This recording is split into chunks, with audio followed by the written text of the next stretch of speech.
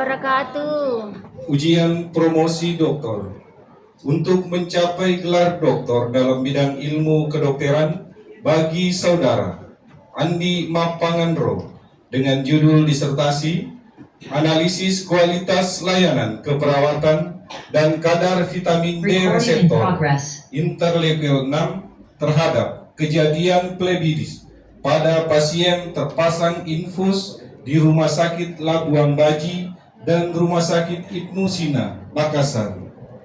Dekan Fakultas Kedokteran Universitas Hasanuddin dalam hal ini diwakili oleh Wakil Dekan Bidang Akademik dan Kemahasiswaan sebagai Ketua Sidang Terbuka Ujian Promosi Doktor, Promotor, Kopromotor, dan Penguji memasuki ruangan ujian.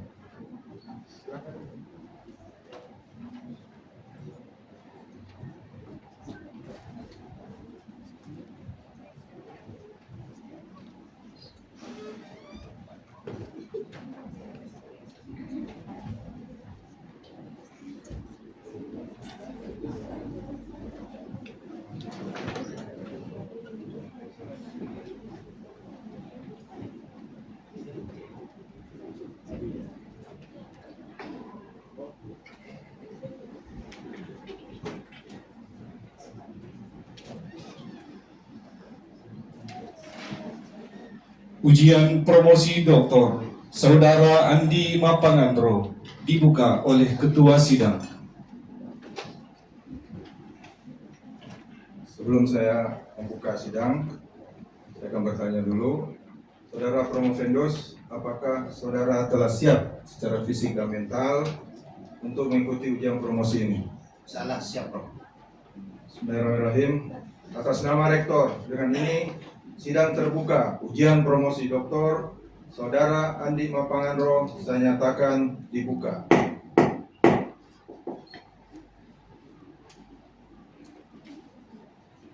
Saya persilahkan Saudari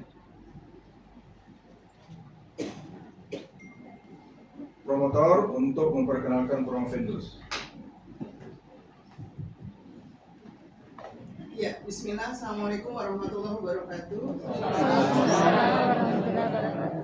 Ya, saya akan memperkenalkan Promovendus yang akan melakukan ujian promosi pada siang hari ini.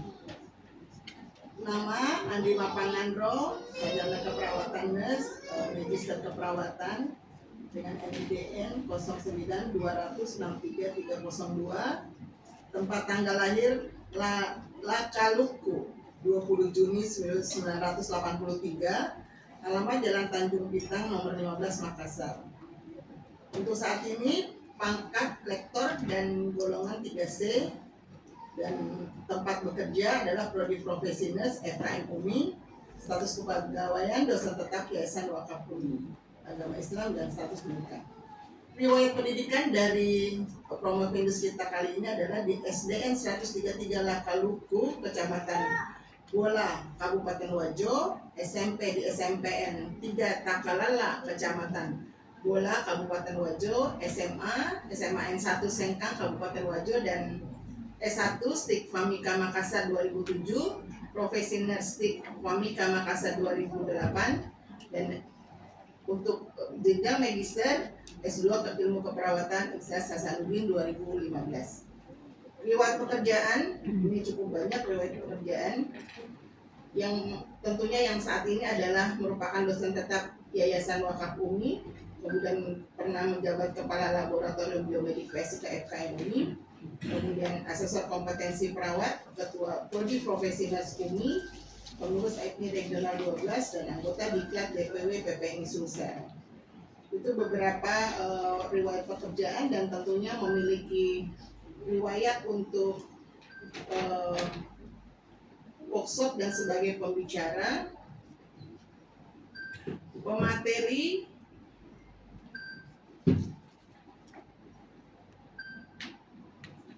pemateri dalam seminar workshop menghitung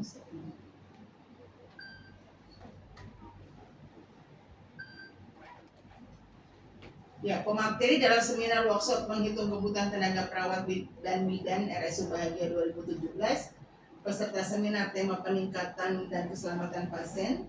Dan tentunya masih banyak lagi pengalaman pembicara, workshop dan seminar. Dan untuk yang menjadi penting kita lihat adalah pengalaman publikasi menulis ya, ada beberapa, ada 25 tulisan yang terkait dengan sebagai profesi dan sebagai dosen pengajar. Yang terakhir adalah Analysis of Nursing Service Quality and Patient Loyalty in Patient with Inclusion at Labuan Bajo Hospital 2024. Kemudian juga ada beberapa tulisan yang terkait sejenis dengan itu. Saya kira itu ringkasan dari kurikulum vitae dari Promo Fendus kita siang hari ini, dan selanjutnya kami serahkan kepada pimpinan sidang. Terima kasih. Terima kasih saudara promotor. Saya persilahkan Promo Fendus untuk mempresentasikan ringkasan disertasi maksimal 20 menit. Terima kasih banyak, Prof. Bismillahirrahmanirrahim. Assalamualaikum warahmatullahi wabarakatuh. Alhamdulillah wa syukurillah wa la haula wa la quwata illa billah. Asyhadu an la ilaha illallah wa asyhadu anna Muhammadar Rasulullah. Rabbi shrah li sadri wa yassir li amri wa hlul 'uqdatam min lisani yafqahu qawli. Yang kami hormati Ketua Sidang Bapak Profesor Dr. Agus Salim Bukhari, MD, PhD, spesialis gizi konsultan, yang juga merangkap sebagai penguji saya. Yang kami hormati Ibu Promotor, Ibu Prof. Dr. Ariyanti Saleh, SKP MSc. Yang kami hormati Promotor Profesor Dr. Haji Muhammad Hatta, PhD, spesialis mikrobiologi klinis. Ibu Busrini Eskadar, SKP PhD. Yang kami hormati penguji eksternal saya, Profesor Dr. Nursalam Hons, dan para penguji Bapak Saldi Yusuf, SKP Nurse ETN PhD, dan Bapak Dr. Haji Muhammad Idri Alwi, MKes. Terima kasih banyak atas waktu yang diberikan kepada kami untuk mempresentasikan disertasi dengan judul Analisis Kualitas Layanan Keperawatan dan Kadar Vitamin D Reseptor Interleukin 6 terhadap kejadian mellitus pada pasien terpasang infus di Rumah Sakit Labuan Bajo dan Rumah Sakit Musina Makassar. Kami telah mendapatkan data dari WHO terkait dengan kejadian infeksi. Dikatakan bahwa 9 juta dari 190 juta pasien infeksi, 60%-nya adalah infeksi plebitis. Kemudian data tersebut itu kami dapatkan dari beberapa benua, Amerika, Eropa, dan Asia, termasuk di Asia Indonesia, yang menyatakan bahwa untuk infeksi plebitis ini hampir tidak ada perbedaan untuk di rumah sakit pemerintah dan swasta. Nilainya tetap masih tinggi. Sedangkan satu fenomena di aturan sendiri, Kemenkes mengatakan bahwa kejadian infeksi menjadi salah satu tolak ukur mutu pelayanan keperawatan, dan plebitis adalah infeksi yang sering terjadi selama perawatan.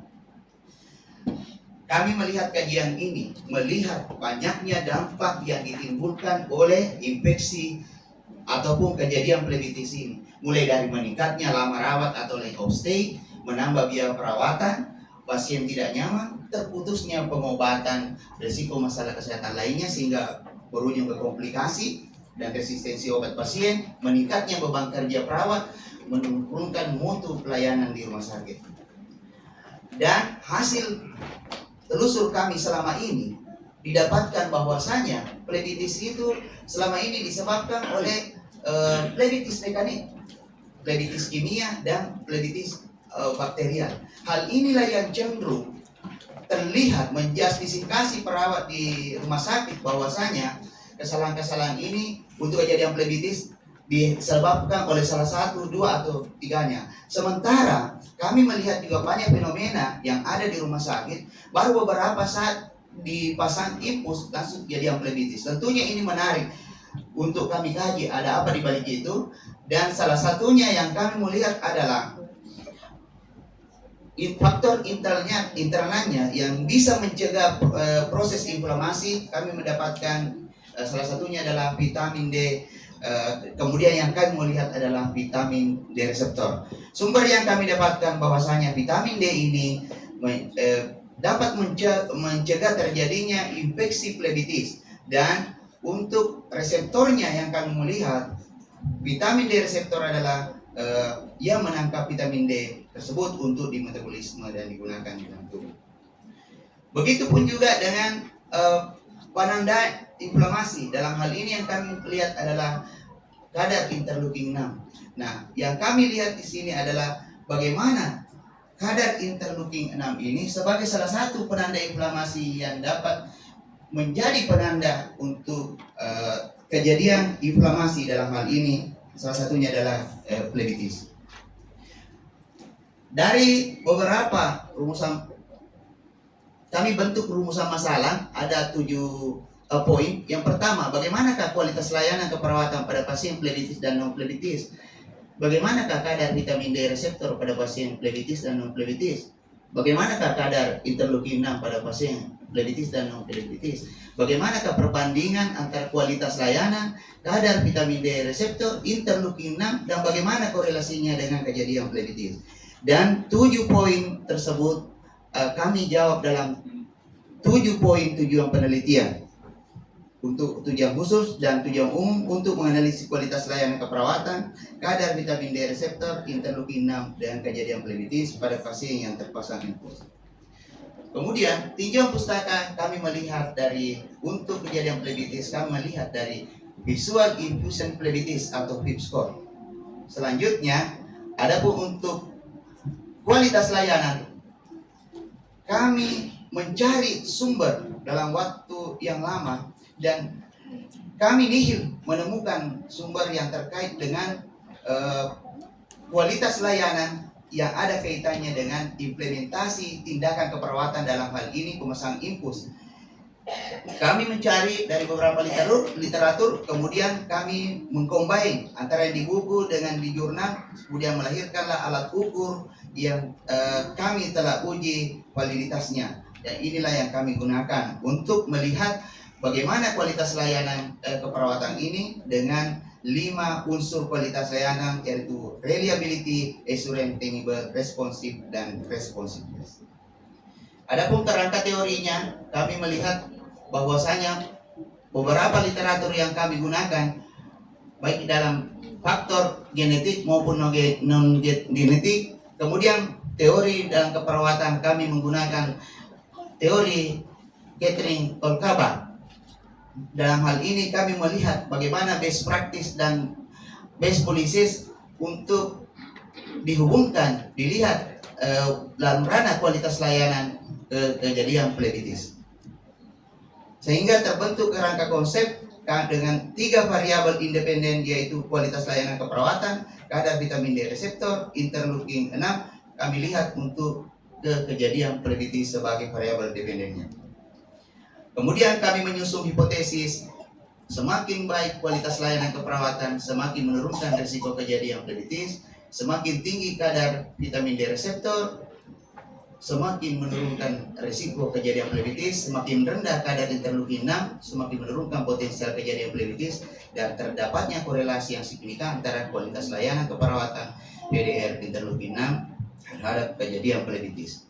Desain yang kami gunakan dalam penelitian ini adalah ada 2. Untuk kualitas layanan keperawatan, kami menggunakan desain kohort perspektif, yaitu penelitian melihat faktor risiko, kemudian bagaimana akibatnya pada waktu yang akan datang, sehingga akan observasi maksimal di menit 60-72 jam, dan PDR serta interleukin 6 kami nilai 1 kali dengan cross sectional study.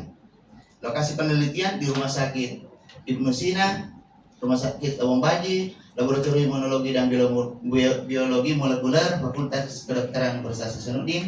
Kemudian waktu penelitian Januari sampai Desember 2023. Populasinya adalah semua pasien rawat inap di Rumah Sakit Ibnu Sina dan Rumah Sakit Awang Baji Makassar yang sebelumnya mendapatkan tindakan infus di ruang IGD. Kemudian kami menggunakan sampel sebanyak 40 sampel, 40 yang plebitis dan 40 yang non plebitis, dengan kriteria yang telah kami susun. Kemudian skema alurnya mulai dari pemberian info konsen, pasien terpasang infus, observasi kualitas layanan, kemudian kami nilai kejadian plebitisnya dengan VIP score. Kemudian nanti kami bandingkan antara yang plebitis dengan yang non plebitis untuk dianalisa. Adapun hasil dan pembahasan yang kami dapatkan dari 80 responden, ada 40 pasien yang plebitis yang kami dapat dan 40 yang non plebitis, berikut dengan karakteristik demografinya. Nah, kami mulai dari untuk analisa kualitas layanan keperawatan terhadap kejadian plebitis, kami mendapatkan nilai P value sama dengan 0,001. Hasil ini tentunya bermakna secara signifikan menurut uji uji statistik Menwitney, bahwasanya ada perbedaan antara kelompok plebitis dan non plebitis terhadap kejadian ada perbedaan kualitas layanan keperawatan antara kelompok plebitis dan non plebitis. Setelah kami belajar dengan pelatihan statistik di S3 kedokteran, kami menilai bahwasanya untuk data yang tidak berdistribusi normal, kami interpretasinya melihat nilai min. Dan memang terlihat secara data bahwa pada kelompok non plebitis, min untuk nilai rata-rata untuk kualitas layanannya ini lebih tinggi dibanding pada kelompok yang plebitis. Nah, kami mengurai dari 5 variabel kualitas, 5 unsur kualitas layanan, mulai dari reliability, assurance, sustainable, empathy, dan responsif untuk kualitas layanan. Kami mendapatkan nilai statistik bahwasanya di antara 5 unsur kualitas layanan tersebut, unsur responsif dan empati lah yang paling berhubungan atau berpengaruh terhadap kejadian plebitis. Ini juga didukung dengan nilai odds ratio yang responsif lebih tinggi. Begitupun juga empati dibanding dengan 3 unsur lainnya. Selanjutnya, beberapa tindakan perawat yang perlu ditingkatkan dari tiap unsur tersebut terpaparkan bahwasanya di bagian reliability itu kami mendapatkan perawat masih belum akurat dalam menghitung tetesan impuls. Kami mendapatkan dari 80 responden tersebut, masih ada 45 perawat yang belum memberikan indikasi tetesan impuls sesuai dengan indikasi yang diresepkan oleh dokter. Kemudian begitupun juga faktor-faktor lainnya terkait dengan variabel masing-masing. Sehingga perawat berasumsi bahwasanya unsur ini perlu untuk diperbaiki ya kedepannya untuk mencegah terjadinya plebitis, terutama dari unsur responsif, empati yang menjadi nilai yang lebih menonjol dibanding 3 unsur lainnya.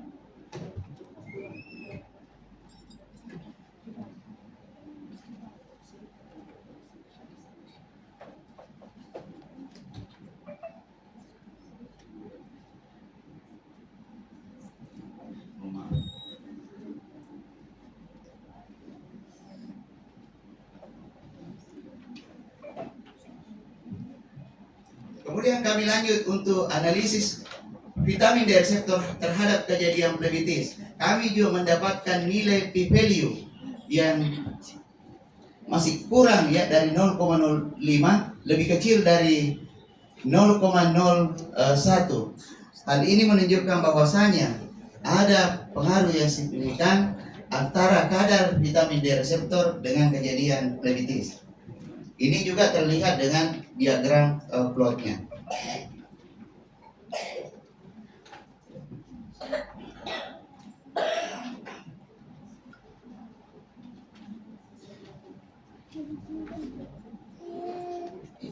Dari hasil tersebut kami mendapatkan sumber dari beberapa literatur bahwasanya untuk vitamin D ini sangat penting untuk mencegah terjadinya plebitis. Dan vitamin D reseptor ini yang menangkap vitamin D dalam rangka mencegah terjadinya kejadian plebitis.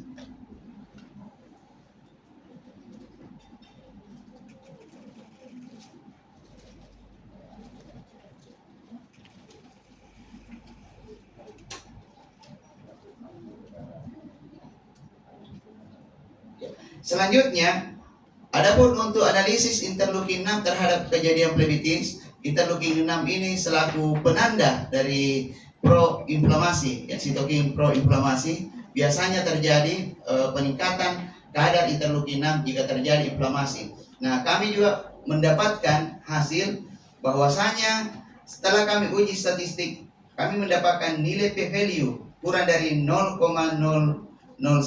Dalam hal ini ada makna yang signifikan antara kadar interleukin 6 dengan kejadian plebitis. Yang bisa kami sampaikan juga dalam kesempatan ini bahwasanya nilai min pada kelompok plebitis memang jauh lebih tinggi dibanding dari kelompok yang non plebitis. Yang ini, hasil ini mendukung teori bahwasanya kadar interleukin 6 itu akan lebih tinggi pada saat terjadi inflamasi. Kemudian dari literatur yang lainnya kami mendapatkan bahwasanya untuk pemacu kejadian plebitis ini baik disebabkan oleh infeksi maupun kerusakan jaringan itu melibatkan dari sitokin yang ada, terutama pada makrofag dan sel mas. Nah, sitokin ini yang akan nanti dipicu oleh patogen dan kerusakan jaringan mensintesis sitokin, kemudian molekul adesi, kemudian oleh PMM neutrofil dalam hal ini ke jaringan, kemudian hemogen ini akan mengantar PMM untuk menemukan faktor patogen dan kerusakan jaringan yang akan mengantisipasi jaringan mengantisipasi inflamasi akut. Nah, yang berbeda di dua gambar ini, yang kami tandai dengan warna biru ini, itu lebih banyak disebabkan karena kerusakan jaringan. Kerusakan jaringan, kami kembali ke literatur bahwasanya plebitis itu disebabkan oleh plebitis kimiawi, kemudian mekanik, kemudian mikobakterial. Nah, kami berasumsi bahwasanya untuk pasien yang kami dapatkan yang terjadi kejadian plebitis yang dari gambar yang warna biru ini adalah kuat dugaan kami itu disebabkan karena plebitis kimiawi ataupun mikobakterial, kimiawi ataupun mekanik. Selanjutnya terakhir, adapun untuk jika pasien yang kami dapatkan ini adalah pasien yang terinfeksi. Nah, dari perjalanan patofisiologinya kami bisa mengatakan bahwa adanya sitokin inflamasi yang kami duga kuat di sini adalah interleukin 6 turut serta disertai dengan beberapa mediator kimia, diantaranya histamin menyebabkan bengkak, kemudian prostaglandin menyebabkan demam, dan bradikinin menyebabkan nyeri. Namun untuk penelitian kami ini, kami telah menginklusi bahwasanya kami tidak mengambil pasien dengan kecenderungan inflamasinya berjalan dengan tanda leukosit lebih dari 10.000. Jadi kami eksklusi, sehingga kami tidak mengambil pasien yang pasien infeksi. Artinya kami tidak mengambil untuk kejadian infeksi yang ada tanda-tanda peningkatan leukosit berupa tanda klinis berupa demam. Sehingga untuk penelitian kami lebih mengarahkan ke form yang kami gambar warna biru ini yang disebabkan oleh mekanik maupun kimiawi. Unsur novelty kebaharuan dalam penelitian ini, selama kami mencari literatur termasuk jurnal, belum ada yang mengkaitkan antara 5 unsur kualitas layanan ini dengan kejadian plebitis. Kemudian kadar PDR sebagai salah satu faktor risiko plebitis ini adalah hal yang pertama yang kami temukan dalam karya kami ini. Kemudian interleukin 6 sebagai salah satu penanda plebitis. Keterbatasan dalam penelitian ini adalah kami tidak bisa memaksimalkan secara utuh 3x24 jam untuk mengobservasi kualitas layanan keperawatan. Namun kami maksimalkan setelah pasien terpasang infus di IGD, kami maksimalkan di 60 sampai 72 jam berikutnya. Kemudian variabel VDR dan interleukin 6 hanya dilakukan pengambilan sampel sebanyak 1 kali dan keterbatasan yang kami miliki dalam rentang waktu 60 sampai 72 jam. Kemudian terapi pemberian obat intravena yang biasanya yang 100 ml itu yang kami gunakan untuk mencairkan obat sehingga kami berasumsi dapat mencegah kejadian plebitis secara kimiawi, itu bisa kami kontrol. Namun dampak obat oral tidak semua bisa kami kontrol, terutama pada perawatan setelah dipasang infus hingga 60 jam perawatan. Kesimpulan, kejadian plebitis memiliki kualitas layanan keperawatan yang lebih rendah dibandingkan dengan pasien non plebitis.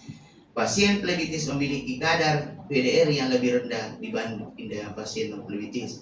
Pasien plebitis memiliki kadar interleukin 6 yang lebih tinggi dibanding dengan pasien non plebitis, dan terdapat perbedaan yang signifikan antara kualitas layanan keperawatan, kadar vitamin D reseptor, interleukin 6 terhadap kejadian plebitis. Saran dalam penelitian ini, peneliti ini memberikan bukti empiris yang mendukung adanya hubungan antara kualitas layanan keperawatan, kadar VDR, kadar interleukin 6 dan kejadian plebitis. Meningkatkan kualitas layanan keperawatan pada pasien dengan risiko tinggi plebitis, mempertimbangkan kadar VDR interleukin 6 sebagai faktor risiko plebitis dalam screening dan penilaian pasien, kemudian melakukan intervensi yang meningkatkan kadar VDR dan menurunkan kadar interleukin 6 pada pasien berisiko tinggi plebitis, kemudian meningkatkan aspek reliability, assurance, tangible, empati responsif dalam melaksanakan asuhan keperawatan. Perawat perlu memastikan keandalan dalam menjalankan tugas, memberikan jaminan kepada pasien tentang kualitas perawatan yang mereka terima, memperhatikan bukti fisik mendukung perawatan, menunjukkan empati terhadap kondisi dan kebutuhan pasien, serta merespon dengan cepat setiap keluhan dan kebutuhan yang muncul. Demikian, terima kasih banyak atas perhatian dari pemaparan kami. Mohon maaf jika ada kekurangan. Assalamualaikum warahmatullahi wabarakatuh. Saya kembalikan kepada ketua. Baik, terima kasih. Selanjutnya saya persilakan kepada para penguji untuk mengajukan pertanyaan atau sanggahan. Saya mulai dari penguji eksternal yang hadir secara daring, Prof. Nur Salam. Silakan, Prof.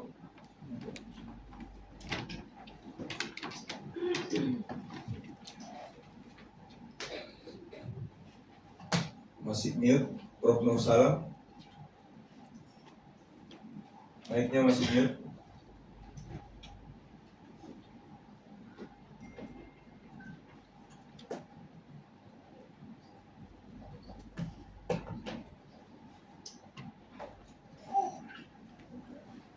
Prof. Nur Salam.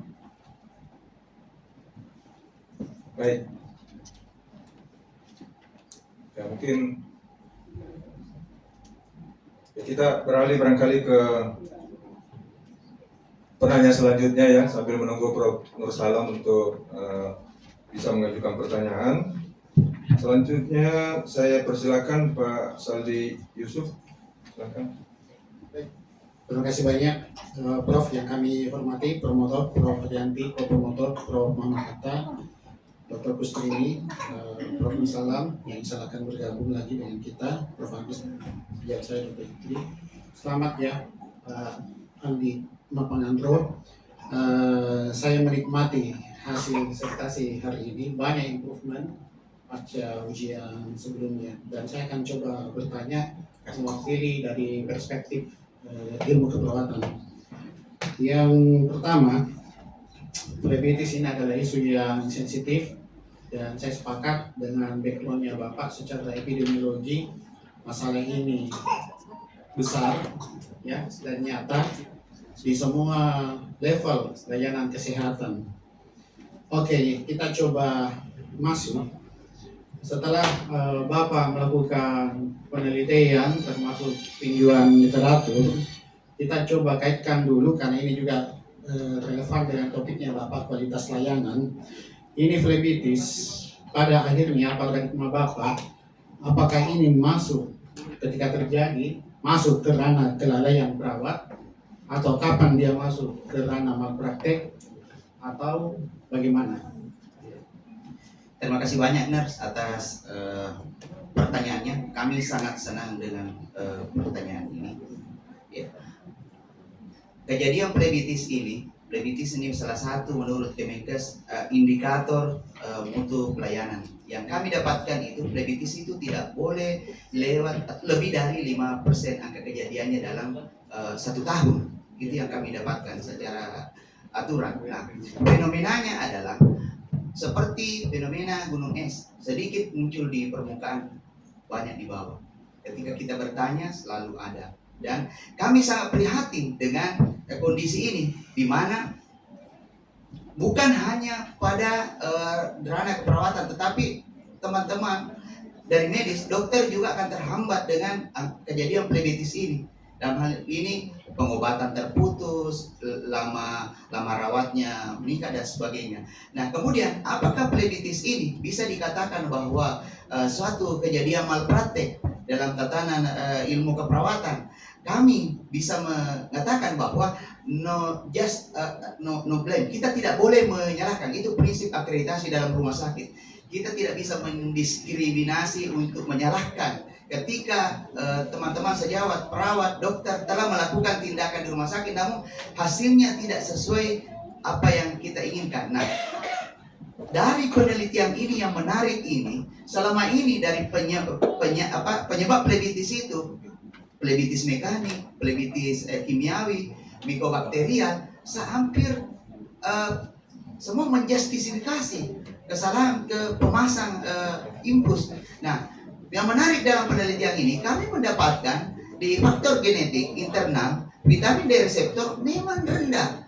Rata-rata dari 40 responden pasien yang kami dapat memang jauh lebih rendah dibanding yang tidak plebitis. Nah, tentunya ini menjadi temuan bahwasanya bukan untuk mendukung ataupun membela teman perawat di lapangan, tapi bisa kita melihat bagaimana faktor internal pasien itu yang bisa melatar belakangi. Terima kasih. Oke, baik, saya lanjut masih terkait dengan pertanyaan pertama.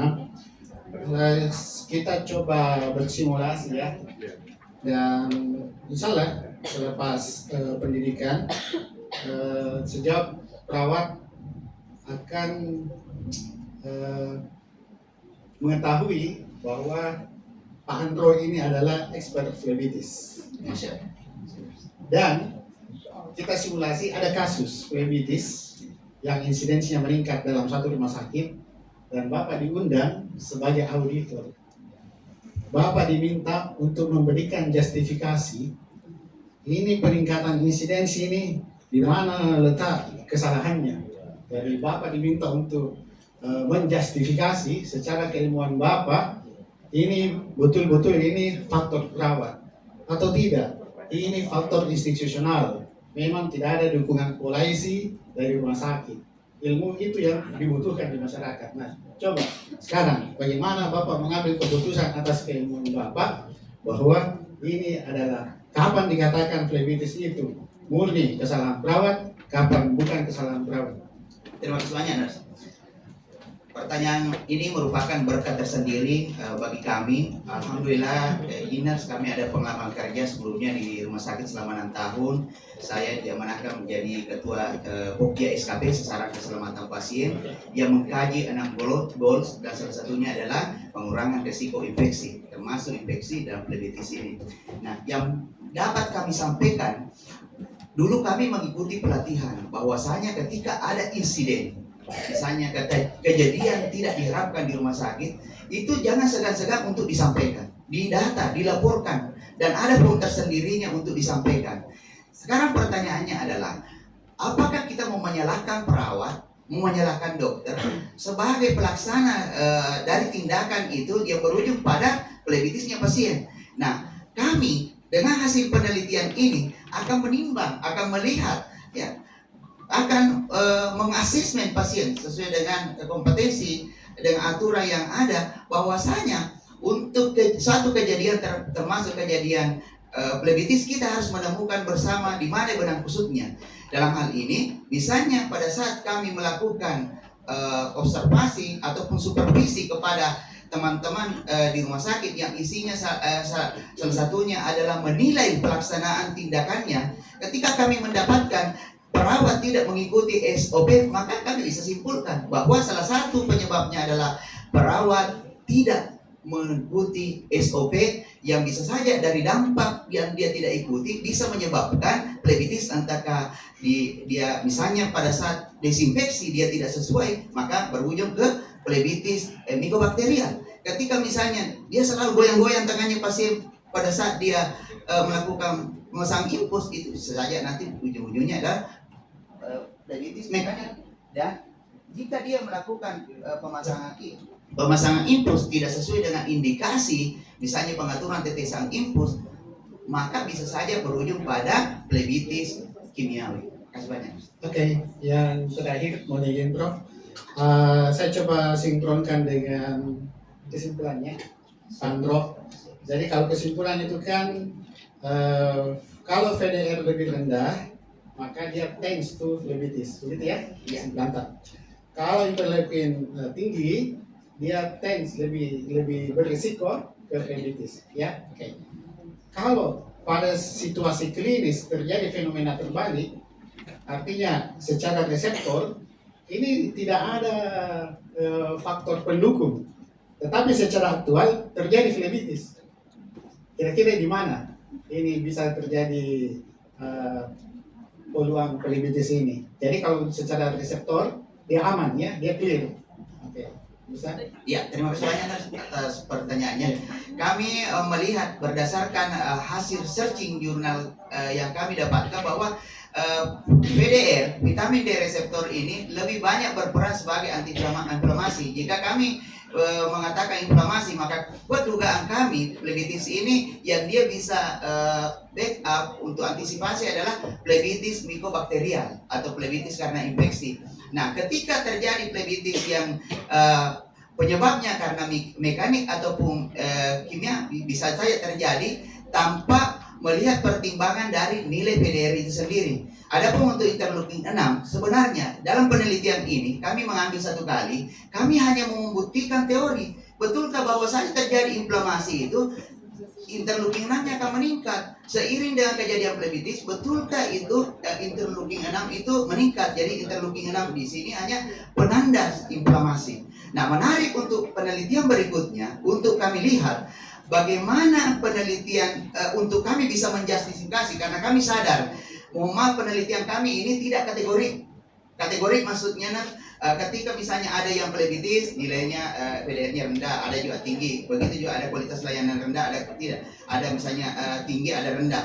Nah, sayangnya di penelitian kami sadar dan kami tidak bisa paksakan bahwasanya satu kelompok misalnya di kejadian plebitis PDR-nya semua menurun.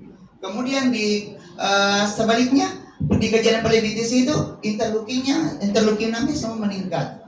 Nah, yang kami bisa lihat dari variabel lain kualitas layanan itu, kami melihat bahwasanya dari 40% yang plebitis itu masih kami temui ada 9 orang yang melakukan kualitas layanan baik, dan sisanya 31 orang itu yang mendukung memang kurang baik pelayanannya sehingga berujung plebitis. Terakhir, recommended untuk penelitian selanjutnya, penelitian kami di 2 tempat rumah sakit dengan ciri yang sama. Barangkali bisa dibandingkan nanti dengan status yang berbeda, paripurna dan pengambilan sampelnya.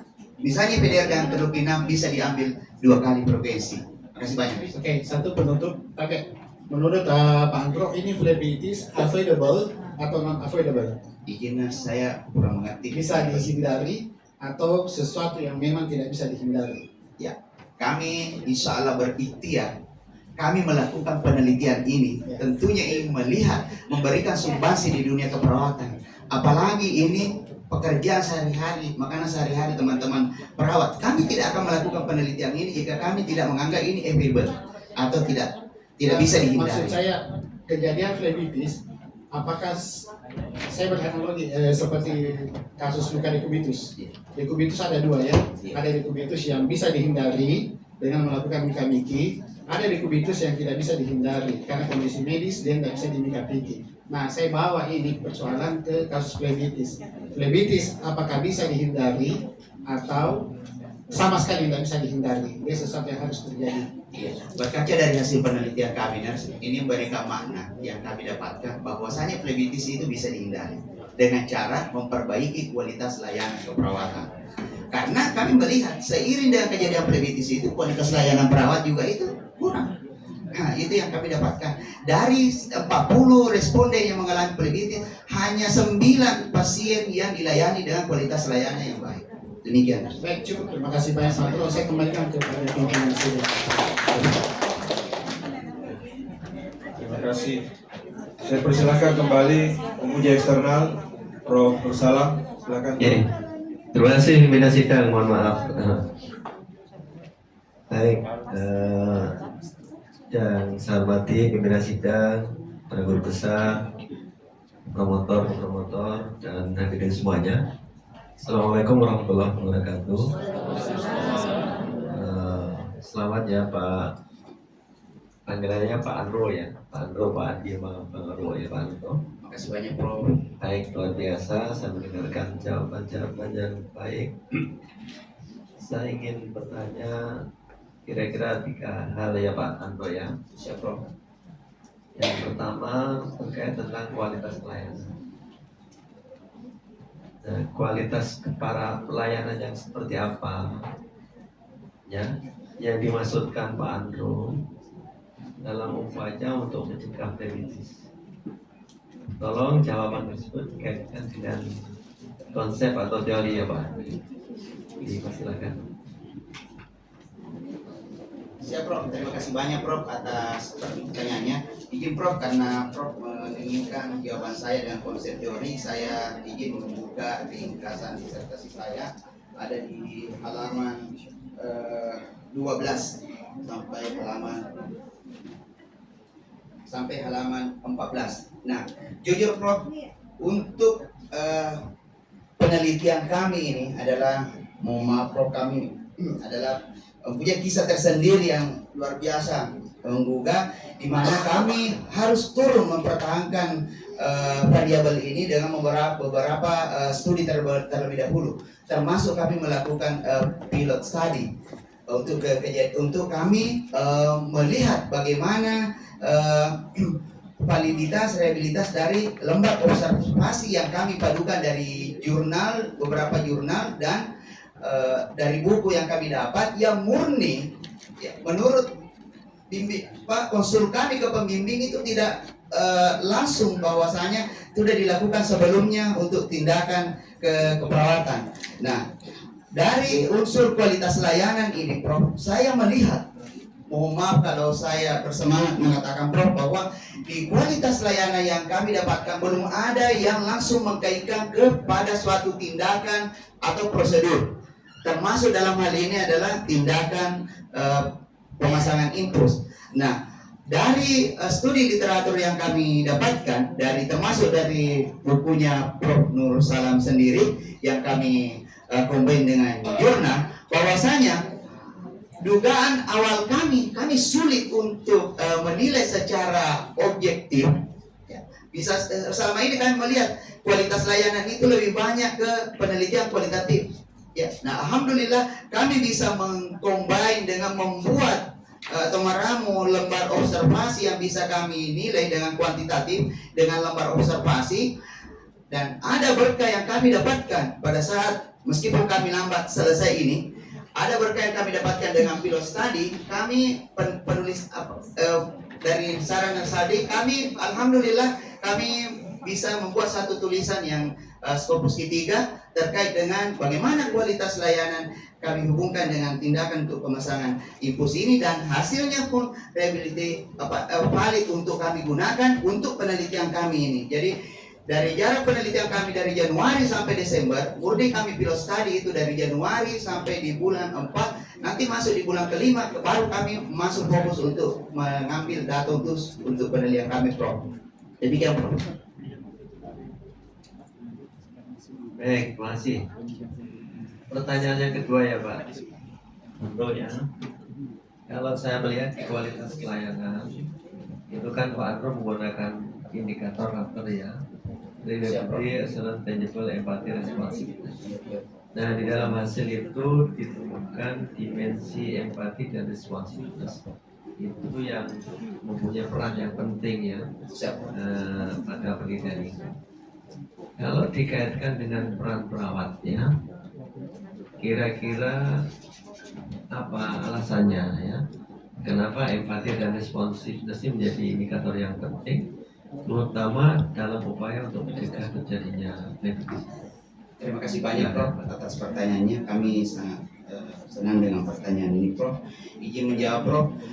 Dugaan kami awalnya sebenarnya adalah bahwa unsur reliability lah, kehandalan perawat dalam melaksanakan implementasi pemasangan impuls akan jauh lebih signifikan dibanding unsur yang lainnya. Kami tanpa mengenaktirikan, hampir kami buang itu unsur empati.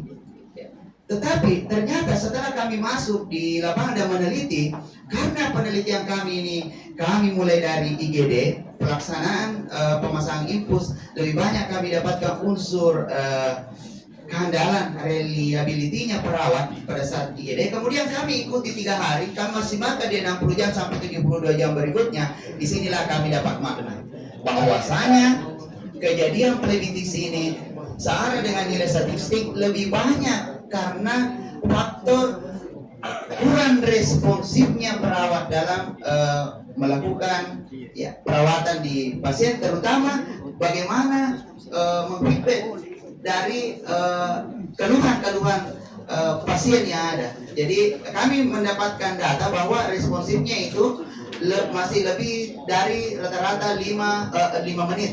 Nah, jika hal ini kami dibiarkan berlarut, Prof, misalnya pasien baru saja bergerak dari tempat tidurnya, kemudian memenuhi salah satu kebutuhannya adalah misalnya buang air kecil, kemudian dia kembali ke tempat tidur, kemudian dari posisi terklaim kemudian dibuka kembali, tersumbat inputnya, kemudian biasanya ini real kenyataan yang kami dapat, biasanya dikeluhkan oleh pasien dan keluarganya, namun teman-teman perawat di lapangan karena bisa jadi di tempat penelitian kami juga masih memiliki beban kerja yang tinggi, di mana rata-rata 1:4:5 itu belum bisa dicapai jumlah perawat dengan jumlah tempat tidur, sehingga bisa menyebabkan ini phlebitis mekanik yang di awalnya oleh pasien sendiri berupaya untuk menggaruk-garuk impulsnya, bahkan membetulkan sendiri dan ujung-ujungnya berakhir berkah. Gitu Prof. Baik, Pak Roya, satu lagi Pak Roya. Iya, Prof. Ini pertanyaan yang umum, tapi tadi sudah disinggung Pak Ru punya background sebagai penanggung jawab di sasaran keselamatan pasien ya. Siap, Prof. Kami juga pengalaman di pelayanan di rumah sakit, bahwa untuk itu kan masuk di dalam patient safety ya, di patient safety ya, kita lihat di istilahnya sasaran keselamatan pasien atau international patient goal ya. Siap, Prof. Di SKP yang ke-5 ya itu ya kalau tidak salah ya. Di SKP 5 Prof, pengurangan infeksi Prof. Ya. Nah, bagaimana cara atau membangun suatu budaya ya, culture ya, untuk safety itu sendiri. Nah, salah satunya adalah membangun culture pencegahan terjadinya phlebitis. Dikaitkan dengan konsep dari bagaimana budaya keselamatan pasien itu dikembangkan. Silakan Pak Aro, kira-kira bisa dikaitkan. Ya, terima kasih banyak Prof atas pertanyaannya. Dari goals patient safety, 6 goals patient safety, menurut berbagai pelatihan yang kami ikuti di sasaran keselamatan pasien, merekomendasikan bahwasanya dalam pelaksanaannya itu harus memenuhi SOP yang ada, layaknya tindakan keperawatan yang ada di lapangan. Identifikasi pasien harus dilakukan sesuai dengan SOP. Pemasangan gelang-gelang dalam penanda jenis kelamin, resiko jatuh, kemudian resiko yang lainnya, ya termasuk misalnya do not resuscitate, itu harus terlaksana sesuai dengan SOP. Budaya inilah yang harus kita bangun, sampai pada budaya goals ke-5 ini, termasuk goals ke-6, mengurangi risiko jatuh. Semua dasarnya adalah mengikuti SOP, yang SOP itu lahir dari aturan, kemudian pedoman sampai pada panduan yang ada untuk diikuti di lapangan. Kemudian jangan kita pernah ragu jika mana kita setelah mengikuti SOP namun masih setelah kita berikhtiar masih ada kejadian, nah itu tetap kita laporkan sebagai suatu upaya untuk mempelajari ya, titik-titik lemah apalagi yang perlu kita benahi sehingga kejadian yang tidak diinginkan itu tidak terjadi. Terima kasih banyak, Bro. Baik ya, jadi kalau kita melihat di dalam safety culture itu kan, dalam fashion safety itu sudah disebutkan Pak Andro ya. Jadi yang pertama memang regulasi atau prosedur, yang kedua memang ada yang kita sebut dengan adanya suatu sistem ya. Di dalam sistem itu kan harus dibangun sesuatu yang benar gitu ya. Siap, Bro. Yang penting lagi adalah yang tadi leadership ya, leadership itu juga menjadi penting, sudah disebutkan Pak Andro. Siap, Bro. Yang penting lagi adalah menurut saya adalah kejujuran ya. Jadi reporting, jadi melaporkan. Biasanya terjadi suatu insiden, ini misalnya ada diabetes, kemudian ada fall yang pasien jatuh ataupun kejadian-kejadian sentinel ada KTP misalnya itu kan sering terjadi karena kita tidak terbuka ya, tidak terbuka untuk terjadi report. Apakah kita menggunakan dengan laporan-laporan di dalam insiden itu tidak terbuka. Nah ini mungkin jadi penting bagi pembelajaran kita semuanya. Baik, saya sangat puas dengan apa yang disampaikan oleh Pak Andro. Pimpinan sidang saya kembalikan. Sekali lagi terima kasih. Sukses Pak Andro. Makasih banyak, Bro. Terima kasih Prof. Nur Salam. Kesempatan selanjutnya saya persilahkan Dr. Kitri.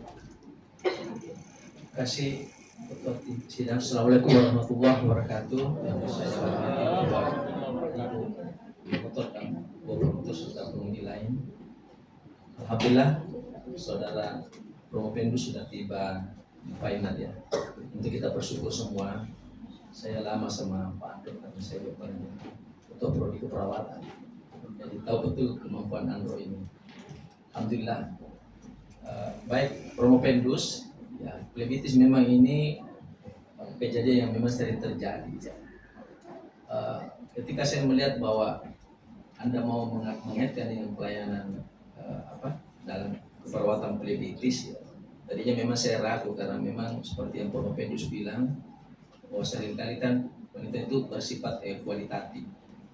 Kemudian Anda menghubungkan dengan 3 indikator, ya, di mana di situ disebutkan bahwa ada 2 yang sangat berhubungan. Pertanyaannya, apakah 3 itu tidak berhubungan? Ya. Kasih jawaban, Dok. Iya, silakan. Ya, terima kasih banyak, Dok.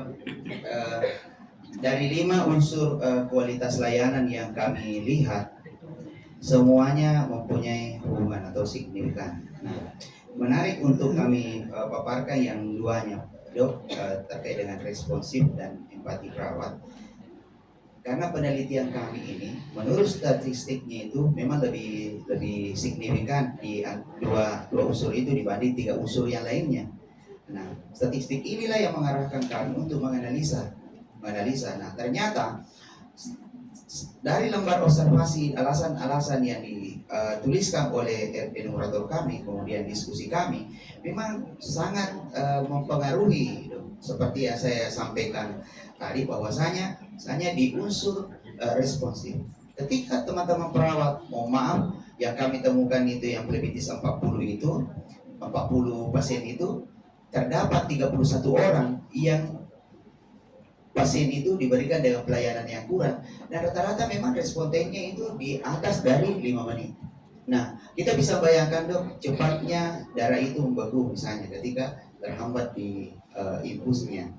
Apalagi yang kami lihat ini terkait dengan plebitis. Namun tanpa menganaktirikan dari 3 unsur yang lainnya, tentunya didukung terutama misalnya unsur reliability, kehandalan. Teman-teman perawat sudah melakukan tindakan pemasangan impuls di IGD, kemudian kami ikuti selama 3 hari, 3 kali 24 jam, dan kejadian plebitis yang kami dapat itu kejadiannya masih di angka 60 sampai 72 jam. Nah, yang ditolerir memang sebenarnya kenapa kami standar 72 jam, bahwa studi literatur yang kami dapat memang disampaikan bahwasanya kejadian di atas dari 3 hari itu wajar terjadi untuk kejadian plebitis itu. Nah, di kesimpulannya dok, tanpa mengecualikan ketiga unsur yang lainnya semua berperan. Namun penelitian ini karena awalnya kami ambil IGD sampai di ruang perawatan, yang paling berperan secara statistik dan analisa kami adalah 2 unsur responsif dan empatik. Oke. Jadi Pak Andro dalam melihat kejadian plebitis ini cuma 3 hari ya? Kami melihat sesuai dengan batas itu. Apa ada catatan hari keberapa biasa terjadi plebitis? Iya. Karena pengalaman kami dulu waktu di rumah sakit, kadang-kadang ada yang sampai 4-5 hari baru terjadi plebitis. Ada catatan hari keberapa atau waktunya tiba-tiba terjadi plebitis? Yang kami dapat ini dok, untuk Iya. kami jadikan sampel ini murni kami ambil yang 60 jam sampai 72 jam. Dan di lapangan banyak memang yang kami dapatkan belum sampai 24 jam sudah terjadi plebitis dan sebagainya. Maaf Andro, pada saat terjadi plebitis apa sudah pernah ada terjadi pergantian impuls di 3 hari itu? Untuk data kami tidak ambil murni yang Masa? pertama, the first. Kami tidak ambil yang the Yang second. saya khawatirkan ketika terjadi pemasangan impuls, kalau sering terjadi bisa saja mungkin dari tangannya gitu kan, apalagi kalau dia tidak pakai handscoon. Pakai handscoon pun kalau tidak steril, risiko plebitis itu bisa saja terjadi pada saat memegang jarum, ya itu mungkin terjadi plebitis dan disebabkan karena bakteri. Iya, Ya, betul dok. kita tidak amati seperti itu. Kami amati dok. Iya. Jadi ada beberapa list kami itu dok, terkait dengan terkait dengan prinsip sterilisasi. Iya. Ya, yang kami dapatkan teman-teman mungkin karena beban tinggi yang beban kerja yang tinggi, kemudian didukung oleh kemampuannya yang sudah memadai. Iya. Ada yang kami dapatkan masang handscoon dengan sebelah tangan. Kemudian ada juga yang kami dapatkan memasang EPA-FIX. Biasanya itu dia tidak tempatkan di gong yang steril, tetapi di lingkungan pasien, termasuk di tiang impuls pasien dok. Nah tentunya ini bisa menjadi penyumbang terbesar angka kejadian plebitis melalui jalur mikobakterial itu tadi. Mungkin bisa nanti dicatat di disertasinya kalau tidak ada, karena itu menjadi informasi penting juga. Siap dok. Karena memang kan sudah ada SOP-nya. Siap dok. Sering kami lihat. Kemudian kejadian plebitis ini rata-rata terjadi di hari ketiga. Yang kami amati ini dok, memang karena studi searching penelitian kami dok, tidak ada yang mentolerir itu di atas dari 3 kali 24 jam. Ibaratnya dikatakan bahwa wajar terjadi plebitis ketika lewat dari 3 kali 24 jam. Karena untuk menilai plebitis itu kan harus dilihat, misalnya ada udem, ada inflamasi, ada itu yang 5 dolor, tumor. Mungkin tidak ada tambahan catatan seperti itu, karena itu bisa memperkuat saudara Muhammad dari penelitian plebitis. Iya, makasih banyak dok. Saya. Makasih dok. Iya. Banyak. Ini kami menggunakan ini skala untuk melihat apakah dia plebitis atau tidak dok, dengan menggunakan visual plebitis infusion score dengan berbagai kriteria standar yang sudah digunakan. Misalnya, itu ya. iya, ada 5 tingkatan di situ dok. Yang pertama, misalnya tidak terjadi eritema, tidak terjadi nyeri, itu skala 0, tidak terjadi plebitis. Dan ketika terjadi misalnya eritema salah satunya, atau salah satunya nyeri, maka masuk ke plebitis Jadi derajat dari 1. 5 kriteria itu kalau sudah ada 1 maka di situ saja terjadi plebitis. Plebitis dengan catatan bahwa plebitis ini disertai dengan tanda apakah eritema atau nyeri. Ya. Itu nanti bisa jadi Siap. tambahan juga. Siap, dok. Itu Iya. sangat mendukung. Jangan sampai, karena mohon pengalaman kami saja di rumah sakit, rata-rata itu plebitis di atas 3 hari terjadi, ada 4 hari, 5 hari, ada setelah terjadi pergantian kateter infus, Jadi ini untuk menambah nanti supaya preventif yang Promovendus lakukan di sebagai berita itu sangat bagus ya. Terakhir bagi kami, bagaimana saudara Promovendus melihat vitamin D dapat mencegah diabetes? Ya, dan kemudian apakah perlu pada saat orang-orang yang mau diinfus itu diberi asupan vitamin D? Terima kasih banyak dok. Jadi terima kasih banyak dok. Berkaca dari hasil penelitian kami, pertanyaan dokter tadi apakah direkomendasikan? Memang di slide bagian terakhir itu dok, kami tulis bahwa direkomendasikan untuk memanipulasi nilai vitamin D reseptor pasien dengan berbagai upaya. Salah satunya intake dari makanan minuman yang mengandung vitamin D. Tapi yang kajian kami ini adalah lebih fokus ke reseptornya dok. Tetapi tetap saling berhubungan antara vitamin D dengan reseptornya. Karena reseptor itulah yang menangkap vitamin D untuk digunakan dalam sel. Demikian dok. Terima kasih, saya kira itu saja. Ya, terima kasih Dr. Kidri. Saya sebagai pimpinan sidang juga sekaligus komisi Siap, ya. Bro. Jadi, semua sudah menguji, tinggal saya giliran saya yang terakhir. Melanjutkan pertanyaan Dr. Kidri mengenai vitamin D. Ya. Ini kan yang Promovendus teliti adalah reseptor vitamin D. Pasti orang akan bertanya, kenapa reseptornya? Kenapa bukan vitamin D-nya? Itu dulu. Ya, terima kasih banyak Prof. Jadi terima kasih atas pertanyaannya Prof. Kami ada alasan tersendiri kenapa melihat penelitian ini dari reseptornya. Dari berbagai penelitian yang kami dapatkan studi literatur, mungkin Prof kami ini berusaha untuk menggait yang novelty-nya. Saya sebenarnya Prof jujur sudah datang ke co-promotor saya terkait dengan keluhan saya, sulitnya saya mendapatkan literatur tersebut terkait dengan reseptor. Tetapi alhamdulillah saya sangat bangga sekali mendapat promotor dan co-promotor yang luar biasa, yang bahwasanya silakan lihat yang bisa menjadi unsur novelty yang belum pernah dilihat oleh orang lain atau penelitian lain. Nah, melalui penelitian kami melihat belum ada melihat dari reseptornya. Itu yang pertama, Prof. Kemudian berikutnya adalah rata-rata reseptor itu didapatkan oleh peneliti itu melalui dengan PCR, DNA. Yang dia lihat itu di dalam selnya. Nah, kami dengan keterbatasan yang kami miliki, kami di perawat, kami ini hanya mau membuktikan fakta, betulkah selama ini plebitis ini disebabkan oleh murni kesalahan perawat dengan 3 penyebab tadi, mekanik, kimiawi ataupun mikobakterial.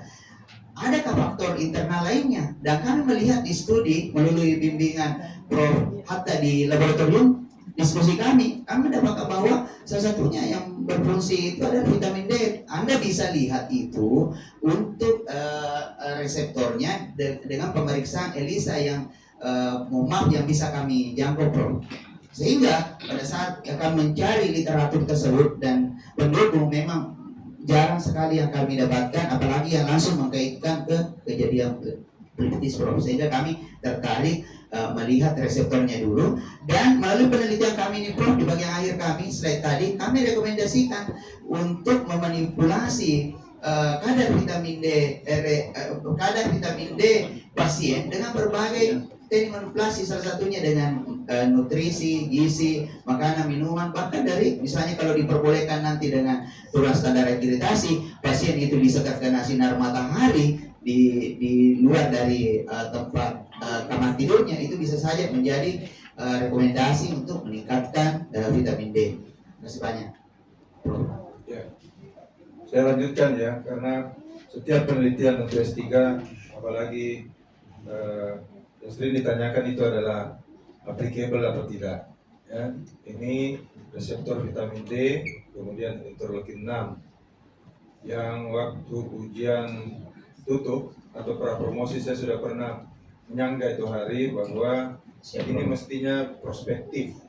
Dia harusnya dicek di awal karena dia adalah prediktor. Apakah dia Tapi kita mengukurnya kan di cross seksional ya, dan itu sudah ditulis di, saya apresiasi karena sudah ditulis di keterbatasan bahwa mungkin saya kira nanti akan dilanjutkan setelah selesai program doktor, harus tetap menggeluti karena masih banyak yang perlu digali.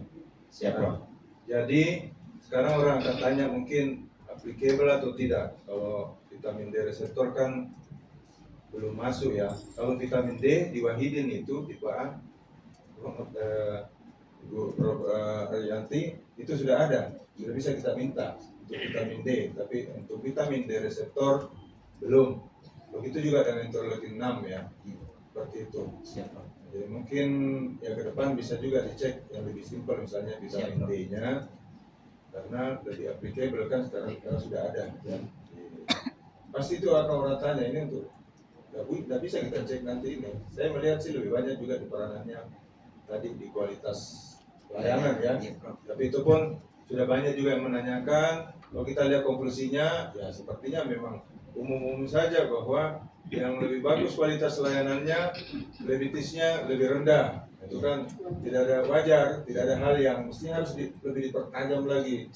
Konklusinya itu seperti itu. Segera itu dari saya. Mau dijawab, mau dikomentari? Bisa terlalu panjang ya? Iya Prof, saya hanya menyampaikan Prof, terima kasih banyak. Waktu kami juga meneliti, Prof salah satunya memberikan saran untuk melihat. Tapi saya tetap untuk mau maju dengan konsep ini Prof, karena saya mau melihat novelty-nya Prof. Dan hasil penelitian ini insya Allah akan bermanfaat untuk teman-teman dalam rangka untuk menstimulus bagaimana vitamin D itu pada pasien untuk diperhatikan. Terima kasih banyak Prof. Baik, terima kasih. Nah, semua penguji sudah selesai. Sekarang sesi dari co-promotor dan promotor untuk memberikan tambahan barangkali ya atas penjelasan yang sudah diberikan oleh Prof. Fendus. Jadi pembimbing tidak boleh bertanya sebenarnya. Saya mulai dari Ibu Kusrini sebagai co-promotor 2, silakan. Terima kasih Prof. Bagus dan pimpinan sidang, yang terhormat promotor dan co-promotor serta para penguji lainnya. Selamat Pak Andro, ya sudah mungkin sebentar malam sudah bisa tidur ya. Minggu katanya nggak bisa tidur Pak Andro. Ya jadi karena tidak boleh bertanya ya Prof.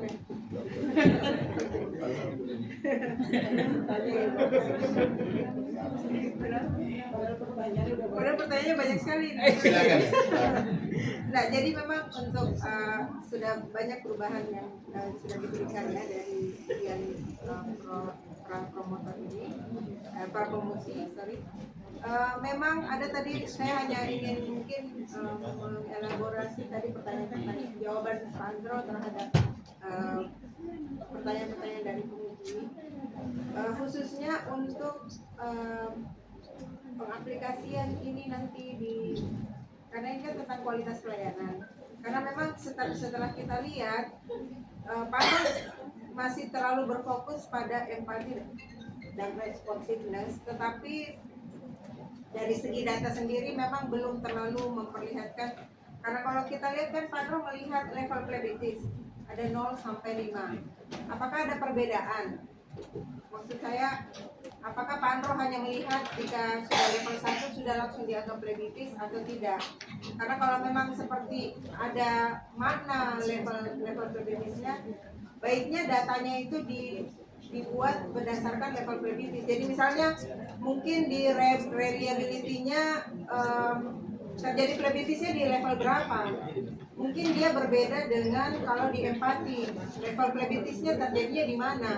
Jadi walaupun dari segi nilai lebih tinggi odds ratio dari empati dan responsiveness, tapi mungkin setelah kita lihat, kita cek, ternyata kejadian plebiscit untuk reliability mungkin dia di level 5, mungkin ada yang di level 5 atau banyak kan. Karena Pak Andro sendiri tidak membahas tadi itu, betul? Betul. Tidak ada kan? Kami Ya. tidak membahas sampai sedetail itu karena yang kami melihat adalah terjadi plebiscit atau tidak. Namun di lapangan yang kami dapatkan itu memang rata-rata di angka kedua dan ketiga. belum ada yang kami dapatkan, apalagi memang kelima itu kami eksklusi karena dia sudah demam. Iya, leukositnya meningkat.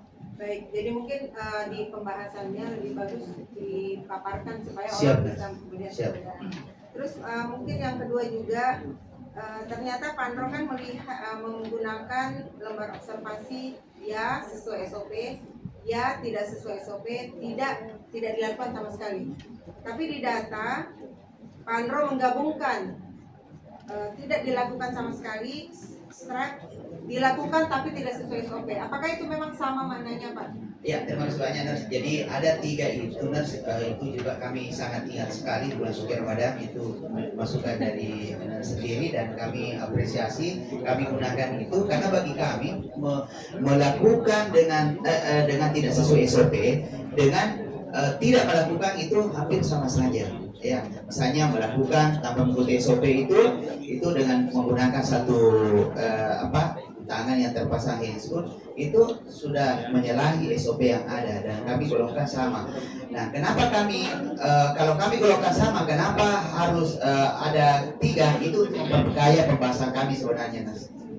Tapi ada di pembahasan kita. Ada, tetapi nanti yang untuk yang kriteria 5 itu Nas murni memang kami belum buat. Ya. Dan mungkin juga untuk aplikasinya ya, karena memang tadi itu 5 kualitas pelayanan, apakah memang Pak Panro harus bisa memperlihatkan penjelasan yang lebih tajam lagi untuk kualitas layanan, karena misalnya kalau kita fokuskan selalu pada empati dan responsiveness, nanti perawatnya pada saat kita publikasi ini, oh berarti reliability enggak begitu penting lah gitu. Jadi tetap kita harus selalu melihat, karena itu tadi saya bilang mungkin ada bagusnya kita lihat per poin kualitas pelayanan dengan kejadian preventif itu level berapa. Jadi mungkin secara statistik barangkali dia rendah nilainya, tapi kalau empirisnya kita lihat barangkali mungkin dia lebih bisa memperlihatkan hal yang lebih signifikan.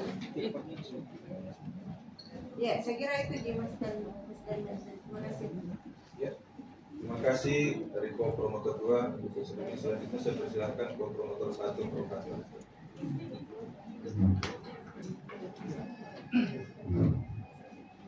Bismillahirrahmanirrahim.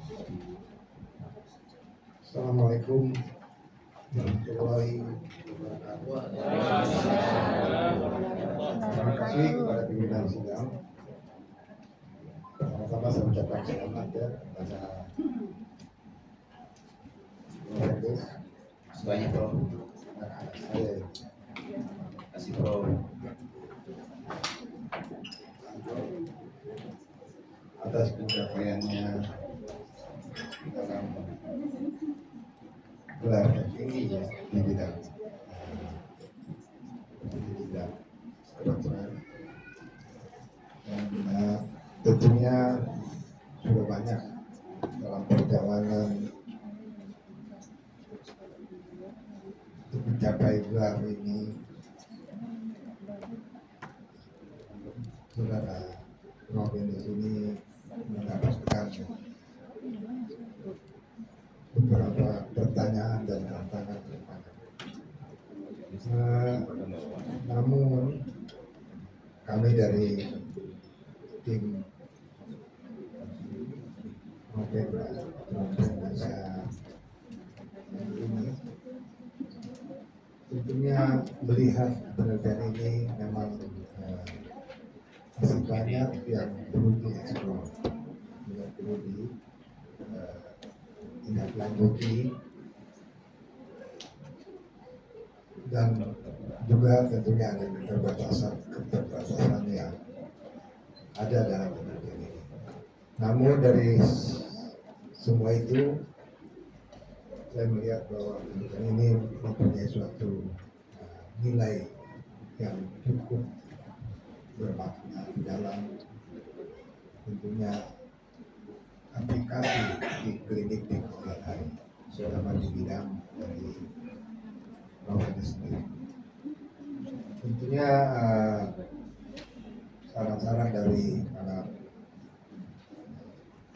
uji maupun yang lain itu sangat bermanfaat dalam kebaikan dari disertasi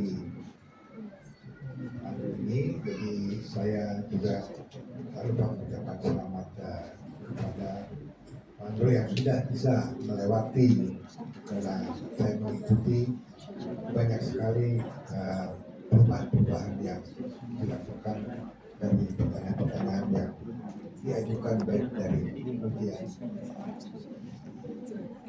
hasil, ujian itu dan sampai saya tidak akan banyak memberikan masukan karena di sini sepertinya sudah semua diungkapkan oleh Vendos dalam rangka bagaimana saran-saran dan kesimpulan. Namun yang perlu selalu dipikirkan oleh Prof. Vendos yaitu bagaimana penelitian ini bisa berkesinambungan untuk tentunya di ujungnya dalam rangka aplikasi di bidang profesi Prof. Vendos sendiri. Jadi sekali lagi saya mengucapkan selamat ya, dan saya juga banyak memberikan lagi suatu tanggapan karena Prof. Vendos sendiri lah yang mempunyai penelitian. Jadi kami hanya bisa memberikan bantuan support. Tapi penelitian ini adalah murni dari Prof. Vendos harus dipertanggungjawabkan oleh Prof. Vendos. Sekian dari saya. Terima kasih. Wassalamualaikum warahmatullahi wabarakatuh. Waalaikumsalam warahmatullahi wabarakatuh. Terima kasih kepada promotor 1 Prof. Hatta. Selanjutnya ini yang terakhir dari co-promotor Prof. Arianti untuk menanggapi atau menambahkan jawaban-jawaban dari para peserta. Ya, bismillah. Ya, tentunya yang pertama kami mengucapkan selamat setelah berbagai rintangan dan hambatan sehingga akhirnya berdiri pada podium yang luar biasa ini ya untuk Pak Adol. Tentunya kita, untuk saya dan Jakarta serta Bu Kusri ini sebagai promotor luar biasa bahagia juga karena pasti akan dikejar-kejar oleh KPS kapan anak ini selesai. Ya, ada beberapa hal yang ingin kami sampaikan bahwa tentunya dalam pelayanan keperawatan diabetes ini menjadi indikator mutu.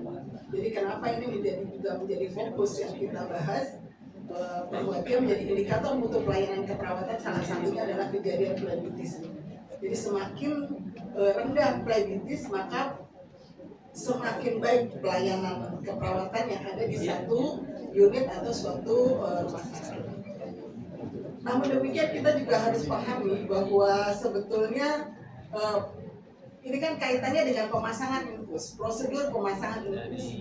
Nah di Indonesia memang prosedur pemasangan infus itu seolah-olah seperti pekerjaannya perawat.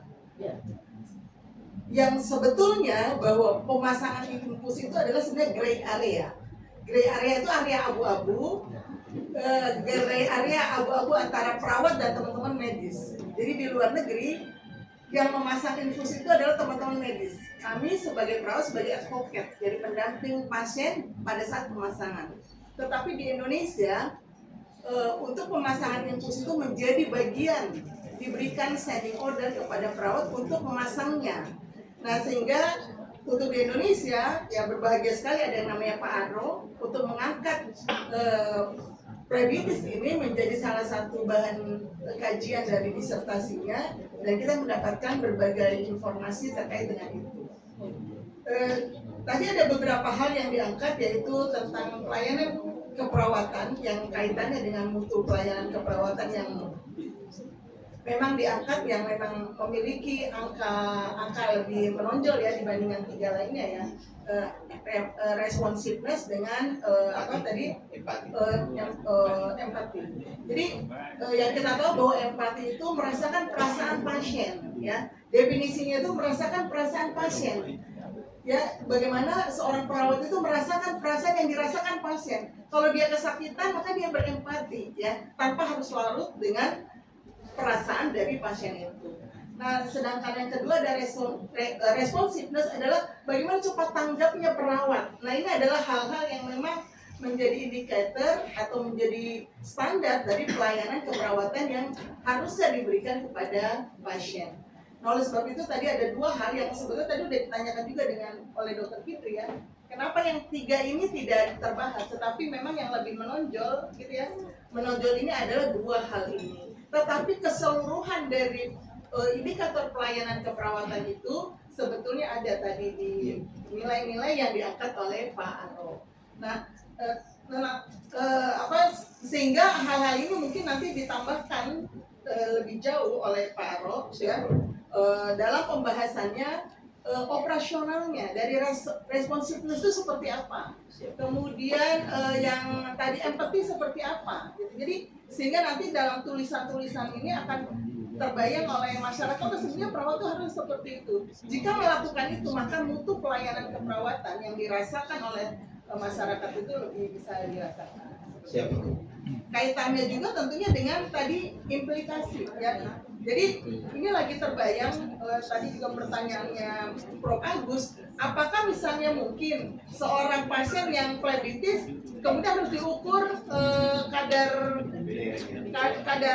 tadi vitamin D-nya, atau sebaliknya orang-orang yang mau pasien-pasien yang akan dipasang infus harus dicek dulu PDR-nya atau ini. Tetapi kan ini adalah mungkin kita beberapa tahun yang akan datang ke depan kalau udah lebih familiar, lebih murah dan sebagainya mungkin bisa dilaksanakan. Tetapi ini sekali lagi temuan Pak Aro ini akan lebih mendukung bahwa ternyata ada faktor lain, yaitu reseptor vitamin D yang memang juga berpengaruh pada kejadian phlebitis. Karena mungkin pada implikasinya juga memang agak sulit kalau misalnya setiap orang yang mau pasang infus dicek dulu ya, atau dia phlebitis dicek dulu, sehingga seperti itu juga sesuatu yang memang rasa-rasanya untuk saat ini belum bisa terimplikasi. Oleh sebabnya nanti dijelaskan pada pembahasan yang kaitannya dengan implikasi yang mana yang memang menjadi yang bisa dilaksanakan oleh perawat di batas kewenangannya untuk bisa menurunkan atau mengecilkan resiko-resiko kejadian phlebitis. Seperti itu ya. Jadi sehingga nanti masyarakat yang akan membaca hasilnya Pak Aro jelas, oh ternyata di sini. Karena orang pasti akan menerawang, apa mau diukur dulu PDR-nya sebelum pasang infus, kan nggak mungkin juga gitu untuk kondisi saat ini ya. Kita nggak tahu 10 tahun yang akan datang atau berapa tahun yang akan datang seperti itu. Tapi ini juga menjadi salah satu bahasan. Nah, oleh sebab itu nanti implikasi keperawatan ini perlu ditambahkan Pak Aro. Tulisan tentang implikasi ini tadi juga pertanyaan Bu Pusri ini, sehingga nanti jelas bahwa hasil penelitian ini bisa diimplikasi di mana, kapan, dan seperti apa ya hasil dari penelitian ini, sehingga dia lebih operasional. Dan itu nanti di saran ya, tadi sudah ada beberapa masukan tentang conclusion-nya dan rekomendasinya itu yang perlu kita lebih tajamkan lagi, sehingga nanti saran-saran ini yang bisa direkomendasi untuk penelitian lain atau justru untuk di tatanan layanan kaitannya dengan hasil penelitian Pak Aro. Jadi hasil ini bisa dibaca orang dan bisa dimengerti oleh masyarakat juga. Mudah-mudahan yang ada di sini menjadi ikut juga terbawa bahwa ternyata pasang infus itu seperti itu dan seperti itu ya. Walaupun kelihatan sepele, ternyata kalau diangkat, bayangkan masalah infus saja dibahas sampai menghasilkan seorang dokter nantinya. Jadi selamat untuk Pak Aro dan juga keluarga dan juga teman-teman. Dan yang masih ada di sini yang belum ujian silahkan menyusul. Terima kasih. Assalamualaikum warahmatullahi wabarakatuh. Baik, terima kasih Saudari promotor. Sidang ujian promosi doktor saya tangguhkan kurang lebih 10 menit untuk memberi kesempatan kepada promotor, co-promotor, para penguji dan pengelola prodi S3 untuk menetapkan hasil ujian. Ketua sidang, promotor, ko-promotor, dan penguji berkenan meninggalkan ruangan ujian.